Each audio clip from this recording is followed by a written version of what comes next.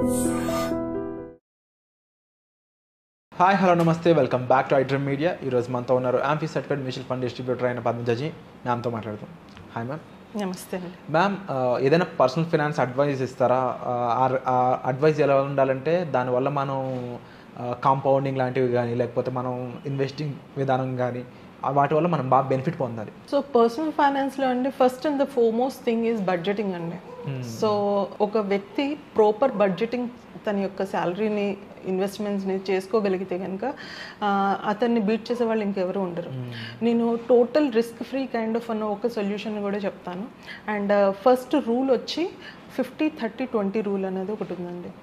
In which 50% will go to the needs అంటే like rental, groceries, the basic needs of an individual. So 50% ఆయన salary నీడ్స్కి వెళ్ళిన తర్వాత ఒక 30% wants అంటే like going for a movie, out, dinner, like what ever. The remaining 20% he can spend, 30%. Okay, so the remaining still you have a 20%. So this 20% you invest. So ఈ 20% invest చేయగలిగినా కూడాను they can have a significant difference అనమాట. So most of the times ఏమవుతుందంటే మనం rule చెప్పేస్తాము, కానీ ఈ రూల్ని ఒక వ్యక్తి యొక్క పర్సనల్ లైఫ్లో ఇన్కల్కేట్ చేయాలి అంటే కనుక నేను నా క్లయింట్స్కి కూడా అడ్వైస్ చేస్తూ ఉంటాను ఏంటంటే to have 2 to 3 different bank accounts. ఇది చాలా ఇంపార్టెంట్. ఎందుకంటే ఒక శాలరీ ఒకసారి మీ అకౌంట్లో పడిన వెంటనే ఫస్ట్ 3 బ్యాంక్ అకౌంట్స్ ఓపెన్ చేయండి. ఒకటి వచ్చి మీ శాలరీ అకౌంట్, ఇంకొకటి వచ్చి ఇన్వెస్ట్మెంట్ అకౌంట్, ఇంకొకటి వచ్చి స్పెండింగ్ అకౌంట్. ఓకే, సో ఎప్పుడైతే మీ శాలరీ వస్తుందో first 50% or the amount which you wanted to spend అది మీ స్పెండింగ్ అకౌంట్లోకి వేసేసేయండి. 20% మీ యొక్క ఇన్వెస్ట్మెంట్ అకౌంట్లోకి వేసేసేయండి. ఇప్పుడు ఈ మధ్య కాలంలో ఇన్వెస్ట్మెంట్ అకౌంట్స్ అంటే సేవింగ్స్ అకౌంట్లో కూడాను 4 to 7% రేట్ ఆఫ్ రిటర్న్ వచ్చేది చాలా బ్యాంక్స్ ఇస్తున్నాయి. సో దాని మూలంగా కూడా ఎంతో కొంత అడ్వాంటేజ్ తీసుకోవచ్చు. అండ్ ఈ ప్రకారంగా చేయటం మూలంగా ఆటోమేటిక్గా డిసిప్లిన్ అన్నది ఇన్కల్కేట్ అయిపోతుంది. So this is one of the hack you can look at it. And ఇలా కన్సిస్టెంట్గా ఇన్వెస్ట్ చేయాలి అనే రూల్ని కూడా మనం ఫాలో అవడం ఈజీ కాదు. ముఖ్యంగా మీరు చెప్పినట్టు ఇప్పుడు ఇన్వెస్ట్మెంట్కి సపరేట్ అకౌంట్స్ మెయింటైన్ చేయండి. అండ్ మన వాళ్ళు జనరల్గా లేజీ అయిపోతుంటారు ఇన్వెస్టింగ్ సంబంధించి వచ్చినప్పుడు. ఎక్కువ యాక్షన్స్ తీసుకోవాలి కాబట్టి ఇన్వెస్ట్ చేయని వాళ్ళు కూడా ఉన్నారు. ఇలాంటి వాళ్ళకి ఏం చెప్తారు? ఒక ఎగ్జాంపుల్తో ఎక్స్ప్లెయిన్ చేస్తాను ఇది. ఓకే, ఫర్ సపోజ్ ఒక లోయర్ ఇన్కమ్ గ్రూప్, ఒక 30,000 శాలరీ ఉన్న ఒక వ్యక్తి చూసుకుందాం. ఓకే, 30,000 శాలరీలో 50% అంటే ఆల్మోస్ట్ 15,000. సో ఆ అకౌంట్లో అమౌంట్, శాలరీ అకౌంట్లో అమౌంట్ ఎప్పుడైతే పడిందో ఫస్ట్ 50% అతని యొక్క స్పెండింగ్ అకౌంట్లోకి స్విచ్ పెట్టేసేవన్నీ చెప్తాను. సో ఇక్కడ ఇంకా there is no chance for him to do anything about that. Okay, and first 20% into the savings and investment account lo invest chesesayandi. That comes to almost 6,000. So adi kaakanda wants ante almost oka 9,000. Okay, that is 30%. So almost 24,000 of 30,000 lo 24,000 he can use it for his general needs, wants. Okay, only 6,000 తీసి investment అకౌంట్లో వేసి ఇందులో కూడాను ఒక risk free asset allocation ద్వారా అతను ఒక decent 1 crore kind of return కూడా within the period of 20 years చేయొచ్చు.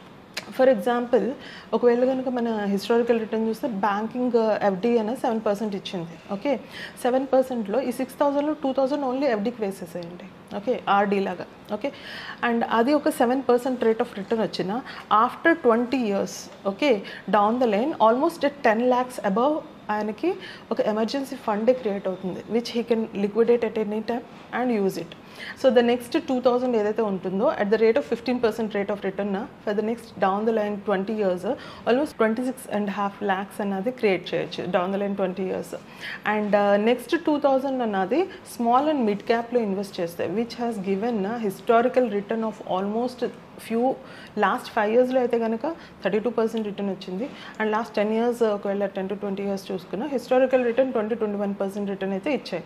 సో అలాంటి ఫండ్లు వేసినా కూడాను ఆల్మోస్ట్ అతనికి 56 lakhs అన్నది ఆ కార్పస్ అన్నది క్రియేట్ అయిపోతుంది డౌన్ ద లైన్. సో ఈ టోటల్ అమౌంట్ వచ్చి risk free without much of risk తీసుకోకపోయినా కూడాను ఆల్మోస్ట్ 1 crore ఉన్నది ఈజీగా డౌన్ ద లైన్ 20 yearsలో అచీవ్ చేసుకోవచ్చు with very small income group of 30,000. And moreover ఇలా కన్సిస్టెంట్గా చేస్తున్న టైంలో విత్డ్రాల్స్ చేసే వాళ్ళు కూడా ఉంటూ ఉంటారు.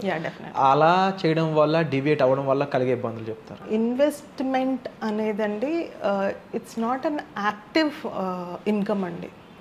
Okay, this is a passive income. Okay, so you have to, అంటే మీరు ఎప్పుడైనా ఇన్వెస్ట్మెంట్ని ఒక ప్యాసివ్ ఇన్కమ్ కింద మీరు చూడాలే కానీ యాక్టివ్ ఇన్కమ్ కింద చూడకూడదు. అండ్ నా సజెషన్ వచ్చి ఎప్పుడైనా ఒక వ్యక్తి తన యొక్క యాక్టివ్ ఇన్కమ్ని ఒక 25-year-oldకి ఈ రోజు కాలంలో 30,000 అన్నది ఎఫర్ట్లెస్ 25-year-oldకి they can earn, right? So ఈ మధ్యకాలంలో there are so many opportunities of upgrading, వాళ్ళ స్కిల్స్ అప్గ్రేడ్ చేసుకునే అవకాశాలు ఉంటాయి. సో డెఫినెట్లీ యాక్టివ్ ఇన్కమ్ అన్నది డెఫినెట్లీ పెంచుకుంటూ వెళ్ళాలి. ఇది నేను ఒక ఐడియల్ సినారియో చెప్పాను 6,000 అన్నది.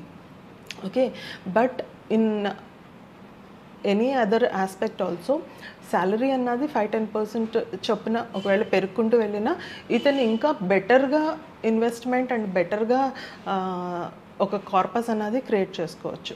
So look at it as only a passive income. Active ఇన్కమ్ని పెంచుకోవడానికి ప్రయత్నించాలి. Wonderful ma'am. సో ఓవరాల్గా ఇన్వెస్ట్మెంట్స్ అనేవి డిబేట్ అవ్వడం కన్నా కూడా కన్సిస్టెంట్గా చేసుకుంటూ వెళ్తే మంచి ప్రాఫిట్స్ అనేవి చూస్తూ ఉంటారు. అండ్ వండర్ఫుల్ ఇన్ఫర్మేషన్ ఇచ్చారు ma'am. Thank you so much. Thank you అండి.